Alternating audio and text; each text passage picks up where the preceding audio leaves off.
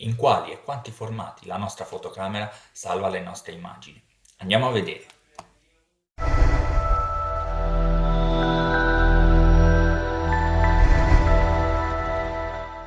Ciao, sono Armale Alibali e oggi parliamo di JPEG e RAW. Quali sono le caratteristiche principali di questi due formati che la nostra fotocamera produce una volta che scattiamo? Andiamo ad affrontarli uno a uno. Il JPEG viene definito formato standard e formato LOSSI. Cosa significano? Standard sta a indicare che la maggior parte dei device moderni, fotocamere, PC o cellulari, riescono a leggere questo tipo di file. Per l'OSSI invece indichiamo che quando la nostra fotocamera salva la nostra foto in JPEG significa che abbiamo una perdita di dati. Questo però comporta vantaggi e svantaggi. Innanzitutto, quando la nostra fotocamera salva in questo formato abbiamo una dimensione ridotta del file. Inoltre, grazie a un processo interno proprio di quasi tutte le fotocamere moderne, abbiamo una rielaborazione della nostra immagine che si può considerare pronta all'uso. Lo svantaggio principale di questi formati è che abbiamo un numero limitato di ritocchi che possiamo fare al loro interno, o meglio, se una foto è sottoesposta o sovraesposta, una volta ritoccata rimarrà sovraesposta e sottoesposta perché non abbiamo il numero di dati necessario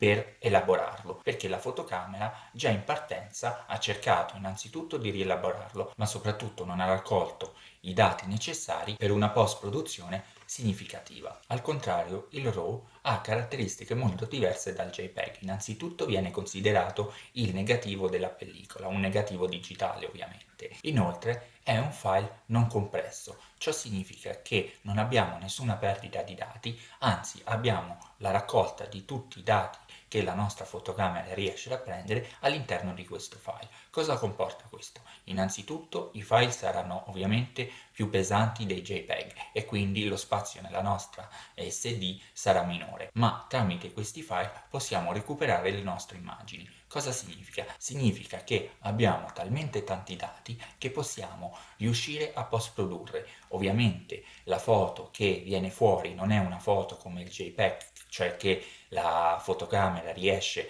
a rielaborare un attimo e quindi la abbiamo pronta per esempio per metterla su internet, ma è un file crudo appunto che bisogna prima post produrre e ovviamente trasformare da un RAW a un JPEG affinché questo sia compatibile con molti device. Come sappiamo in fotografia la post produzione è importante, quindi se vogliamo personalizzare una foto il file RAW ce lo permette e invece il file JPEG non ce lo permette. Per personalizzazione ovviamente intendo la fase della post produzione. Col file RAW noi una foto venuta per sbaglio male, cioè sovraesposta o sottoesposta per farvi un esempio, tramite il RAW noi possiamo recuperarlo, invece col JPEG no. Quali formati usare allora? Ci sono molti fotografi che scattano solo in JPEG, ci sono molti fotografi che scattano in RAW e ci sono fotografi che scattano sia in RAW e JPEG, che è proprio una modalità all'interno delle nostre fotocamere. La mia risposta è che dipende dai casi,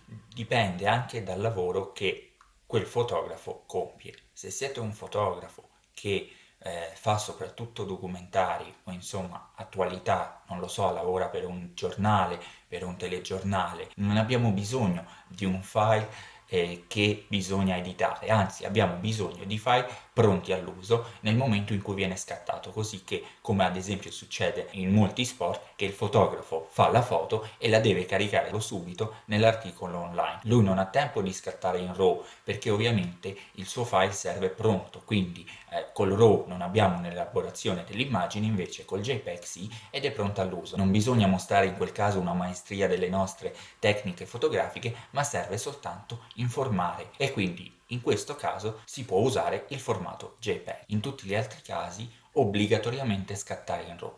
Perché? Innanzitutto non abbiamo quella velocità di consegna come nei casi che vi ho appena mostrati, ma dall'altra parte, se siete dei fotografi principianti che state iniziando adesso, potete capire benissimo la differenza tra le due. Chi scatta in JPEG dall'inizio non imparerà mai a sviluppare una foto. Ci sono molti fotografi che con la scusa di non saper post-produrre un'immagine dicono che bisogna sia in RAW che in JPEG. Invece ciò dimostra soltanto un'insicurezza di non riuscire a portare a casa lo scatto.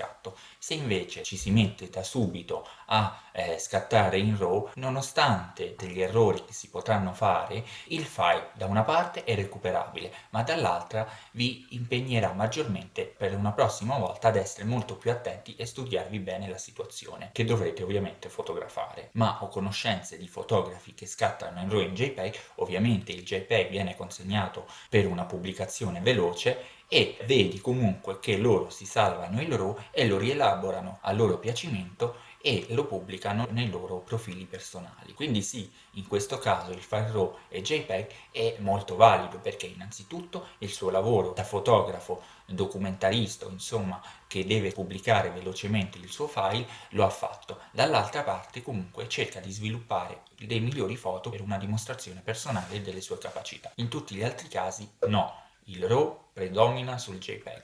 È inutile andare a vedere fotografi che dicono di scattare in JPEG perché gli basta quello, perché foto escono già pronte, la possono pubblicare velocemente, ma se io sono un fotografo paesaggista, chi se ne frega di pubblicare velocemente lo scatto che ho fatto al tramonto, anzi, dimostro proprio che non sono capace di sviluppare le mie immagini. Spero di essere stato abbastanza chiaro. Se avete domande commentate e ovviamente vi invito come al solito a iscrivervi, attivare la campanella e seguirmi sui social.